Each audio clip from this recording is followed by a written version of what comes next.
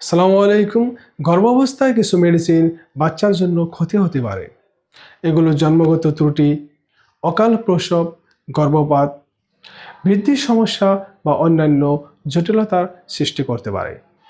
এর ঝুঁকি সাধারণত নির্ভর করে প্রথম বা দ্বিতীয় বা তৃতীয় কোন অবস্থায় প্রেগন্যান্সিটা আছে, এর ডোজ এবং সময়কালের উপর নির্ভর করে। তাই আপনি প্রেসক্রিপশন ছাড়া অন্যান্য ওটিসি ড্রাগস খাবেন না। প্রেগন্যান্সির সময় সাধারণত এড়িয়ে চলা ওষুধের মধ্যে হলো NSAID, non steroidal anti inflammatory drugs যেমন আইবুপ্রোফেন, ন্যাপ্রোক্সেন।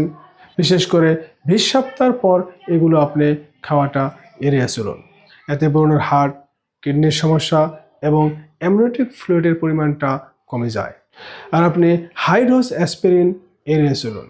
আর আপনার জ্বর বা ব্যথার জন্য বিকল্প হিসাবে আপনি অ্যাসিটোমিনোফেন বা আপনি প্যারাসিটামল খেতে পারেন।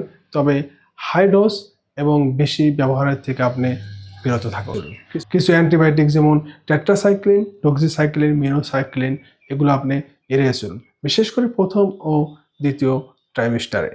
আর ফ্লোরোকুইনোলন যেমন সিপ্রোফ্লোক্সাসিন এড়িয়ে চলুন।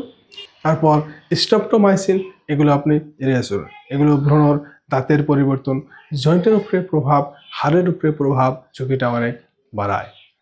তবে পেনিসিলিন ও সেফালোস্পিরিন গ্রুপের অ্যান্টিবায়োটিক্স আপনি প্রয়োজন বোধে খেতে পারেন।